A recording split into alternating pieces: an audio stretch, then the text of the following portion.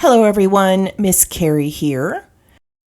If you love making interactive cards that bring a little extra joy, you're going to love this project.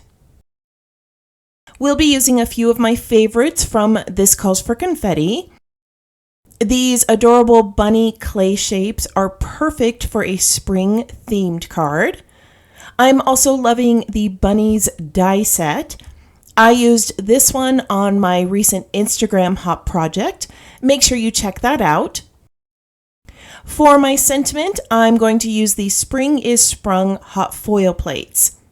I'll be walking you through this project step by step, sharing tips for hot foiling, ink blending, and assembling a shaker element. All right, let's get started. For today's project, I have cut 6 of the small bunny shapes from white cardstock using the bunnies die set. I've also pre-cut a window card panel using a circle punch. You can recreate this panel with dies or a cutting machine. These are 2-inch circles spaced about a 1/2 inch apart, and I left room at the bottom for our foiled sentiment. Our card will be horizontal orientation. It's just vertical in this part of the video so that it fit with all the rest of the supplies. To layer behind this panel, I have another piece of white cardstock. Both of these card layers are sized at 3 inches by 8 inches. Lastly, I have some acetate to create my shaker and a piece of cardstock to back my shaker element. Let's start with the foiling. I'm using the Spring is Sprung foil plate and a gorgeous silver foil with a subtle iridescent sheen. I have cut down the foil to the size that I need for my card. For this project, I'm using the words happy and Easter. I'm going to try to foil these at the same time.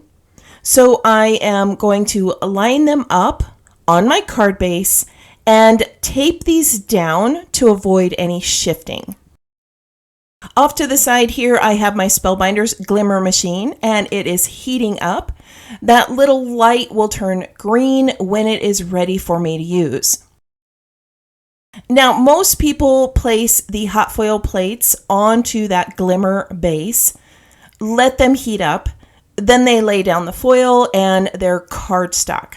When I'm using small sentiments like this, I always end up with some ghosting and my sentiments shift, which is why I like to tape them in place.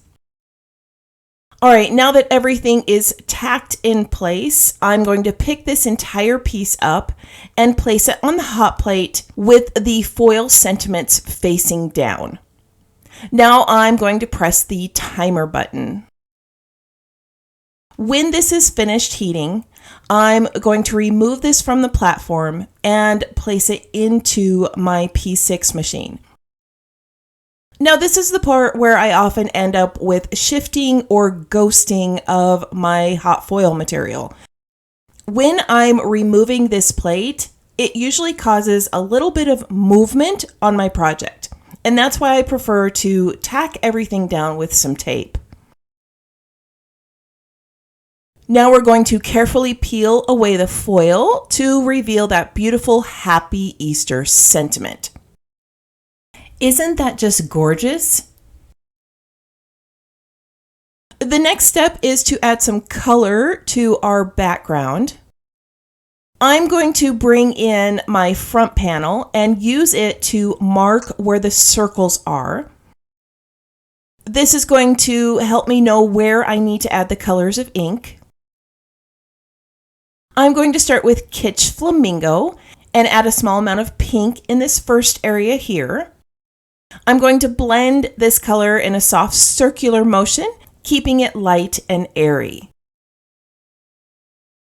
To add a little sparkle, I'm going to bring in a stencil and use the same ink to create a tone-on-tone effect. The next color I'm going to bring in is Squeezed Lemonade, which is a lovely bright yellow. I think this color here is the original color of those little marshmallow bunnies that we all enjoy. Or maybe it's the little ducks. All right, once again, I'm going to go over this with the stencil, just to add a little bit of texture here. And then I'm going to bring in some tumbled glass to that last panel. The Kitsch Flamingo, Squeeze Lemonade, and Tumbled Glass Distress Oxides remind me of all the colors of those classic marshmallow bunnies and chicks that we enjoy at Easter. The primary colors like red, yellow, and blue are always a great combination for any card, and these pastel tints work beautifully together. Adding this extra bit of stenciling makes the background pop while keeping it subtle. All right, now we're going to start assembling the shaker portion of the card. I'm going to start by placing one of these bunnies in the centers of the circles. I am laying down that front panel as a guide and popping them down with some foam tape. I am adding a generous amount of foam tape to prevent some of those little clay bunnies from falling behind these elements. Now we're going to glue our acetate onto that window panel. And then we're going to place down some foam tape to create our shaker wells. Now this is going to take me a little bit of time to get all the foam tape down, so I'm going to go ahead and skip ahead so that I can show you the next process in this card making project. So now that I have created these shaker wells with my foam tape, I'm going to add these adorable clay bunny shapes from This Calls for Confetti. I'm going to bring in some anti-static powder and place this onto the cardstock to prevent any of those clay bits from sticking. Here in our dry environment, the acetate and the paper often gets staticky, and this powder prevents that from happening. Now I'm going to place my little clay bunny bits onto each circle. Once everything is in place, I'm going to push the bunnies towards the center, and then I'm going to lay my front panel over the top. I have already removed the backer from the foam tape of this front panel, and I'm going to add just a little bit of glue to the foam tape. Sometimes the foam tape doesn't stick over Distress Oxide inks, or if I got any of the anti-static powder in this area, it will negate the adhesiveness.